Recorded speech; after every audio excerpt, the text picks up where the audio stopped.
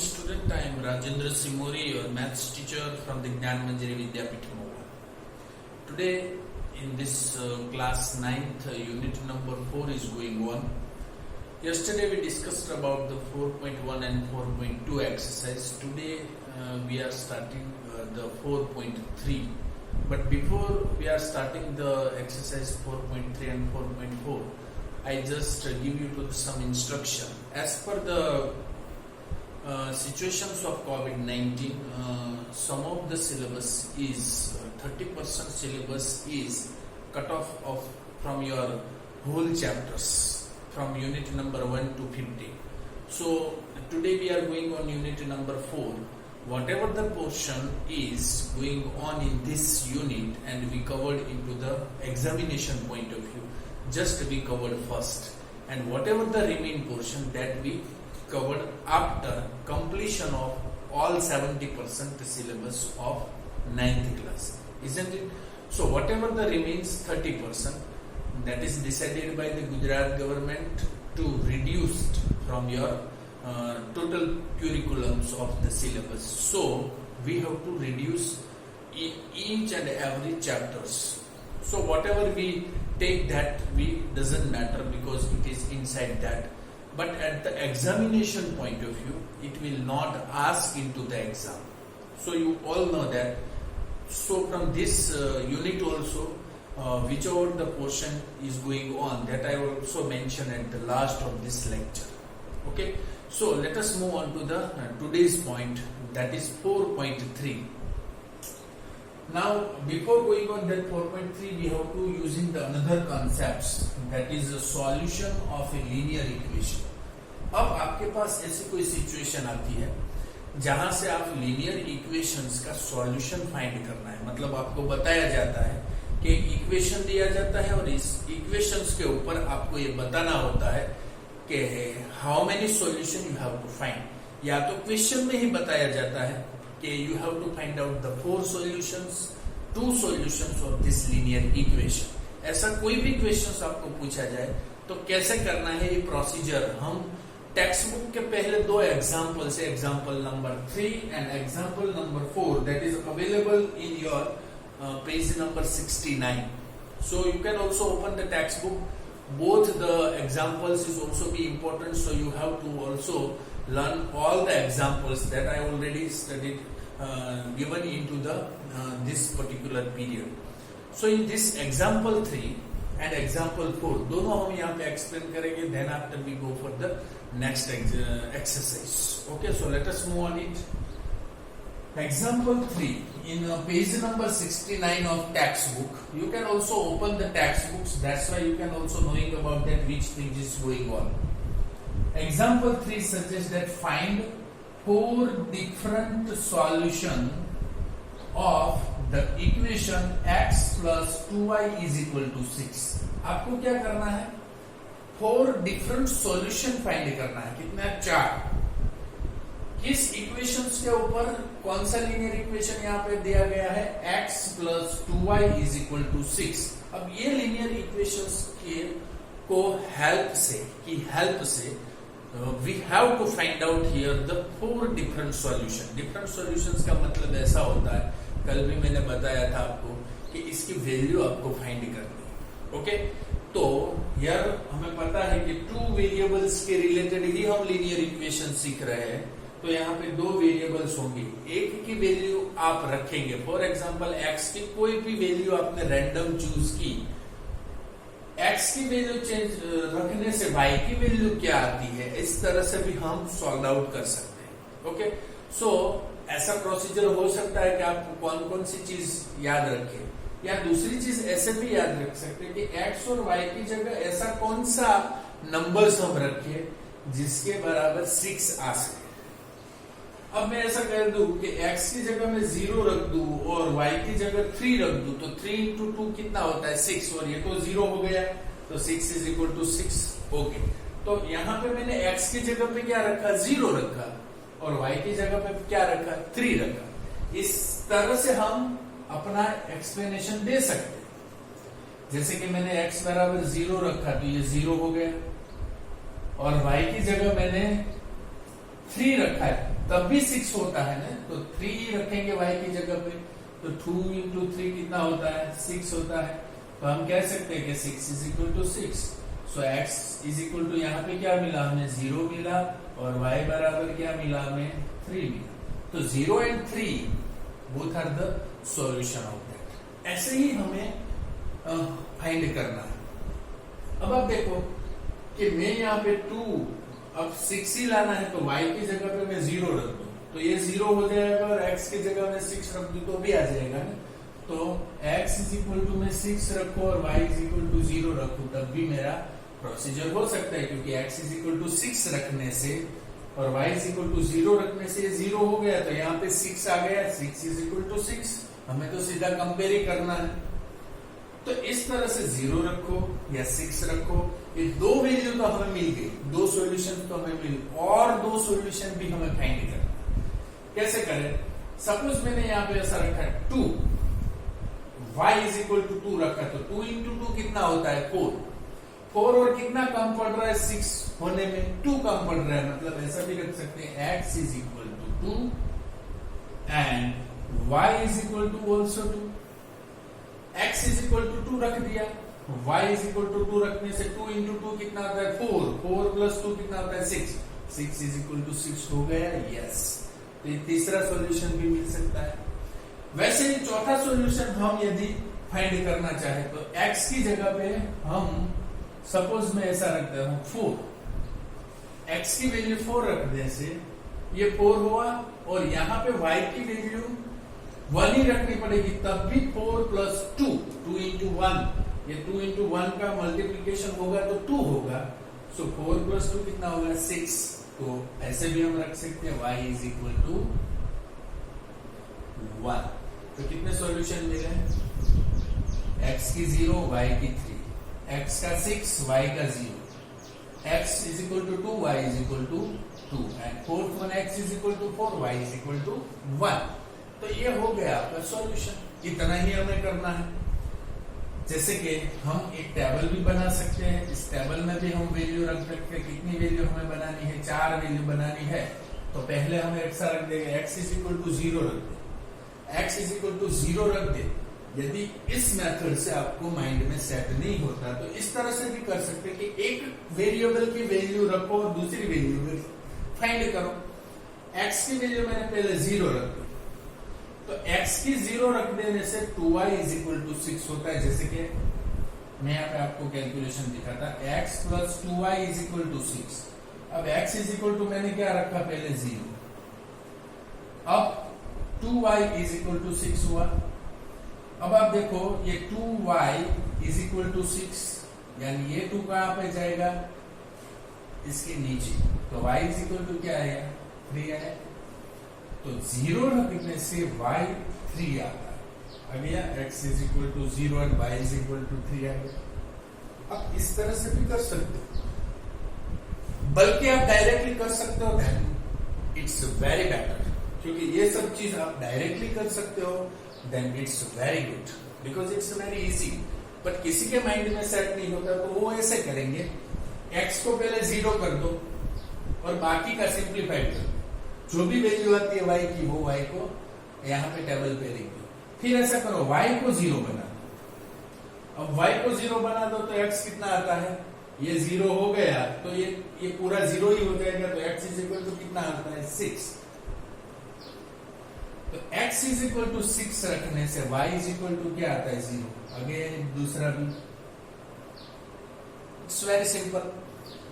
Similar way we are going for the third. अब third में ऐसा रखते हैं कि x इज इक्वल टू 2 रखना है। x इज इक्वल टू 2 रख के तो y इज इक्वल टू क्या रखना चाहिए।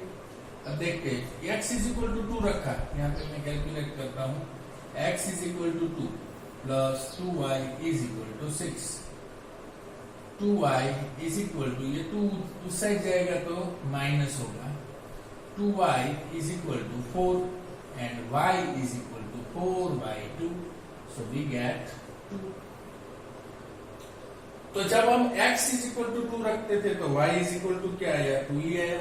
तो थर्ड ऑप्शन भी कंप्लीट, 2 रखा तो y कितना आया, 2। और एक ऑप्शन हम रख सकते हैं, x इज इक्वल टू, यदि मैंने 4 रखा x इज इक्वल टू 4 रखा, ये कैलकुलेशंस भी हम कर सकते हैं। 4 plus 2y is equal to 6, then 2y is equal to, ये 4 उस साइड ले जाएंगे, 6 minus 4, 2y is equal to 2, so y is equal to 2 by 2, that's why we get 1.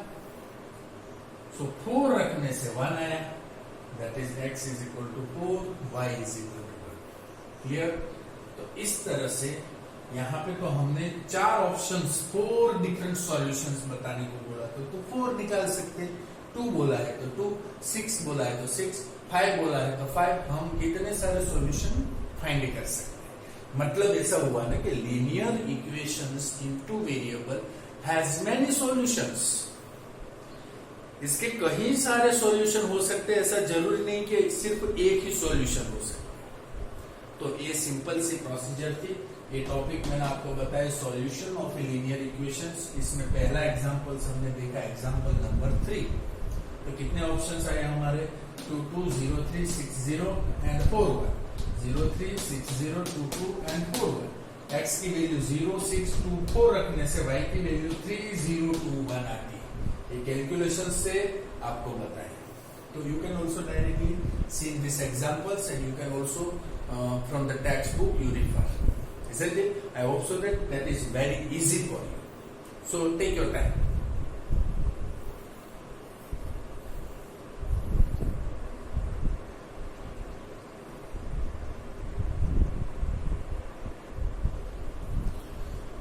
So let us move on to the example number 4. Now this example number 4, this is also having the find out the two solution for the given linear equations. यहाँ पे 3 linear equations example 4 में दिए गए हैं। Page number मैंने बात की है, कौन से पेज नंबर की हम यहाँ पे बात कर रहे हैं, पेज नंबर 69। इसके हम पहले तो एग्जाम्पल 3 ऑलरेडी डिस्कस किया है, अभी 4th वन की मैं बात कर रहा हूँ, page number 69 of your NCERT text book. So first of all this 2 particular things, ये 2 इक्वेशंस को मैं यहाँ पे सॉल्व कर रहा हूँ। आप देखिए कितने सॉल्यूशन फाइंड करने हैं, 2 सॉल्यूशंस। तो अब 2 सॉल्यूशन की बात करें तो मैंने सीधा सा एक रास्ता दिखाया था, एक बार x इज इक्वल टू 0 ले लो और एक बार y इज इक्वल टू 0 ले लो। एक बार x इज इक्वल टू 0 ले लो, एक बार y इज इक्वल टू 0 ले लो। ये आप कोई भी वैल्यू रख सकते हो, but it is the easiest way जब 2 सॉल्यूशंस हमें फाइंड करने को बोले।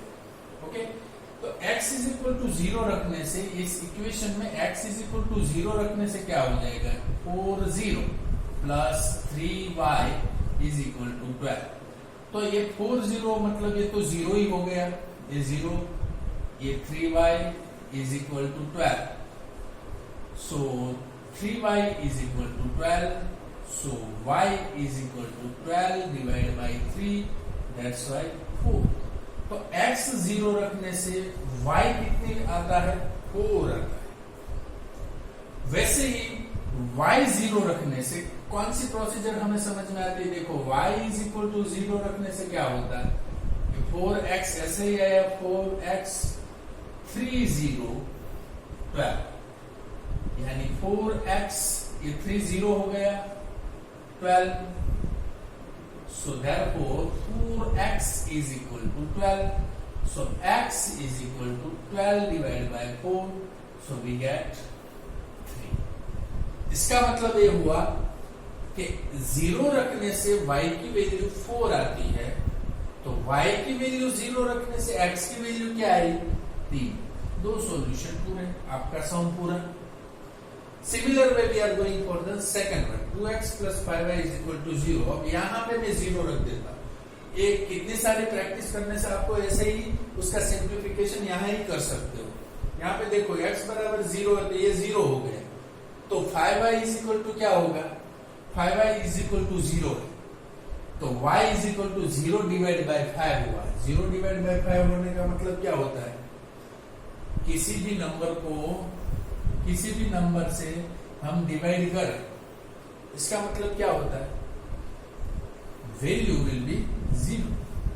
तो ये 0 रखने से, x 0 रखने से y क्या आता है, 0 ही आएगा। और यदि y 0 रखने से x की वैल्यू भी क्या आएगी, 0 ही है। तो ये दो सॉल्यूशन ऐसे है कि जिसमें सॉल्यूशन 0 रखने से हमें और भी 0 ही मिलते। तो ये सॉल्यूशंस हमें फाइंड करना है। तो कोई भी वैल्यूज आप रख सकते हो, जरूर नहीं कि 0 ही रखो। आप कोई 0 0 दोनों आते हैं तो ऐसा करना कि आगे एक और वैल्यू ले लेते। 0 x 0 लिया तो 0 आ गया, ओके। तो y 0 नहीं लेना, y को यदि हम 1 ले लेते तो क्या प्रोसीजर होती, 5 को यहाँ पे 1 ले लेते तो 5 हो गया, ये -5 हो गया। फिर बाद में हम क्या कंसीडर करेंगे, 5y इज इक्वल टू 0 ही है, तो फिर से 0 की प्रोसीजर्स हमारे कंटिन्यू रहे। तो ये जो है मैंने आपको एक आइडेंटिकल वे से एग्जांपल्स बताया कि ये कोई भी 2 सॉल्यूशंस, 3 सॉल्यूशंस, 4 सॉल्यूशंस इसमें फाइंड करने को होता है। Now let us move on to the exercise. अब इसी चैप्टर की लास्ट वन एक्सरसाइज है, समझ लो क्यों। मैंने पहले ही बोला इस वीडियो की बिगिनिंग में कि गवर्नमेंट ने decided that 30% syllabus is not asking in your final examination. So those portions is cut from your syllabus as examination point of view. We have the time for the conclusion. That time we discussed all the points, but till we have to go in for the examination point of view. So whatever the things is asked into the examination, that will be continued in this. So up to the 4.2. Now the exercise 4.3 that is covered here. So first one 4.2 exercise we have to taken today, and then after one graph is there, so that graphs also be considered, and last one we have to discuss 4.4 that is also be related one graph. So after this exercise 4.2 question number exercise 4.2 की मैं बात कर रहा हूं अभी। तो exercise 4.2 के ऊपर से हमें क्या करना है, ये पूरी exercise it is in your syllabus. So 4.2 exercise it is available. So which one of the following option is true and why. First question is asked y is equal to 3x plus y. आप अपनी text book में देख सकते हो y is equal to 3x plus 5 has a unique solution, only 2 solutions के infinitely many solutions। क्योंकि आप देख सकते हो कि y is equal to 3x plus y में आप x की वैल्यू 0 रखो, फिर y की वैल्यू 0 रखो, फिर x की वैल्यू 1 रखो, फिर y की वैल्यू 2 रखो, तो कितने सारे सॉल्यूशन हमें मिलते ही जाते हैं। समझ में आ रहा है ना। तो हम इसमें से कौन सा ऑप्शन सही बताएंगे। यूनिक सॉल्यूशन का मतलब एक ही सॉल्यूशन होता है, ऐसा तो होता नहीं है। ओनली 2 सॉल्यूशन भी पॉसिबल नहीं है। तो infinitely many solution is the correct answer of the question number 1। तो क्वेश्चन नंबर 1 है वो ट्रू फॉल्स के रिलेटेड था। क्वेश्चन नंबर 2 है right 4 solution for each of the following question. तो फॉलोइंग इक्वेशंस का आपको 4 सॉल्यूशन फाइंड करना है। जैसे मैंने अभी बताया आपको कि कैसे 4 सॉल्यूशन हम फाइंड करते हैं। तो late us move on that points. Exercise 4.2. Now in this 4.2 we have to using here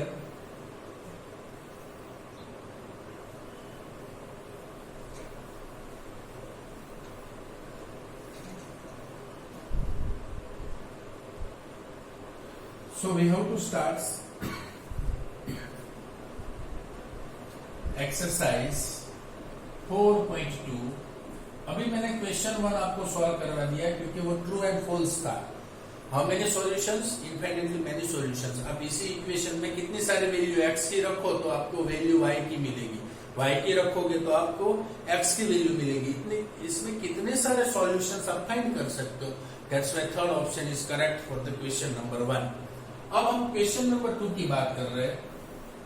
एक क्वेश्चन नंबर 2 में आपको 4 सॉल्यूशन फाइंड करने हैं। इसमें पहला इक्वेशन ऐसा है 2x plus y is equal to 7। 2x plus y is equal to 7। अब यहां पे मैं रख देता हूं x and y। अब देख सकते हो 2 मेथड से मैंने आपको बताया पहले ही इस बिगिनिंग ऑफ दिस लेक्चर। मैंने आपको बताया कि कैसे इसको हैंडल करना है। 2x plus y is equal to 7। अब x is equal to 0 है। और y इज इक्वल टू भी 0 कर दो। अब आप इसकी सिंपल सी कैलकुलेशन सी करनी है, क्योंकि हमें कितनी वैल्यू फाइंड करनी है, 4।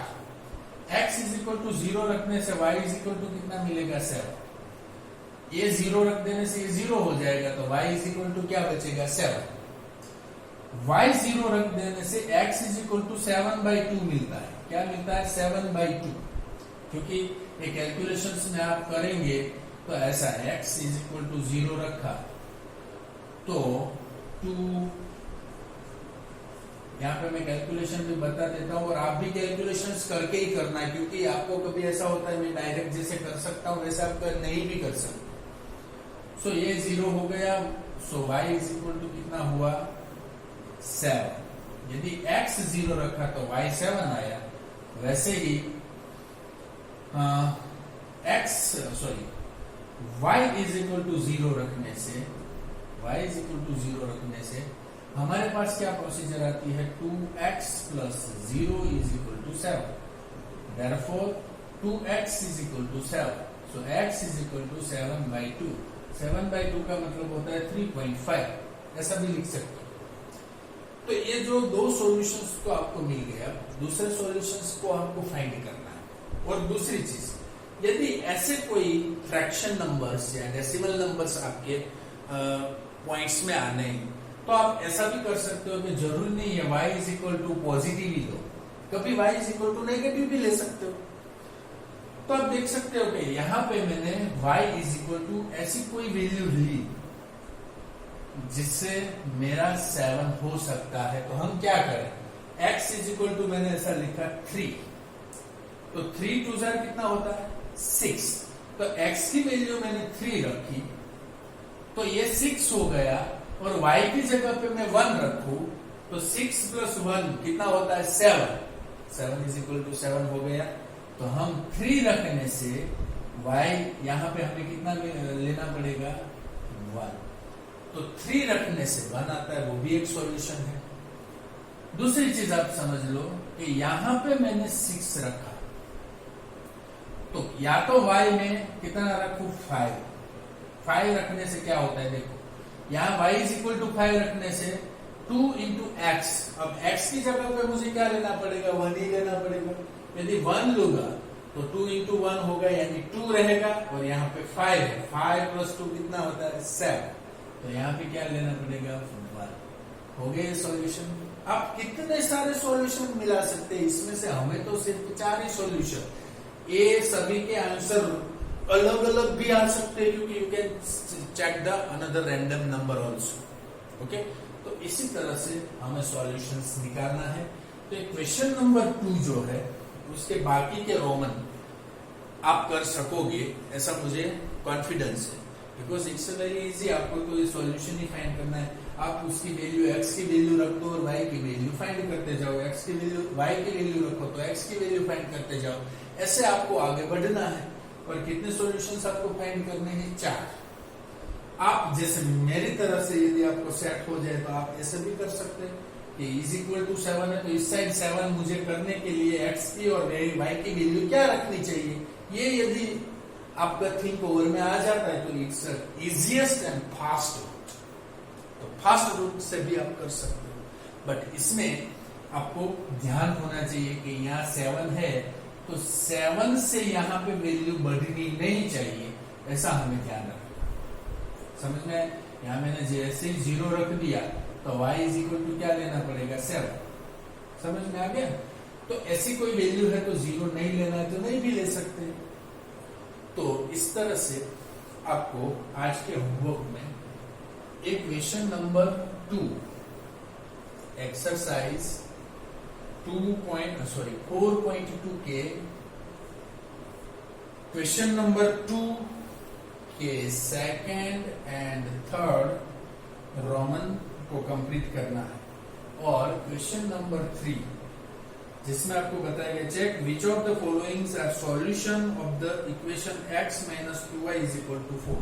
मैं आपको बताता हूँ एक सॉल्यूशन जिसकी मदद से आप आगे का सॉल्यूशंस कर सकते हैं। So we are moving on to the question number 3। Exercise 4.2 का ये पार्ट चल रहा है, इसमें हम क्वेश्चन नंबर 3 की बात कर रहे हैं। क्वेश्चन नंबर 2 का एक क्वेश्चन मैंने यहाँ पे सॉल्व किया, बाकी सेकंड एंड थर्ड आज के होमवर्क में रहेगा।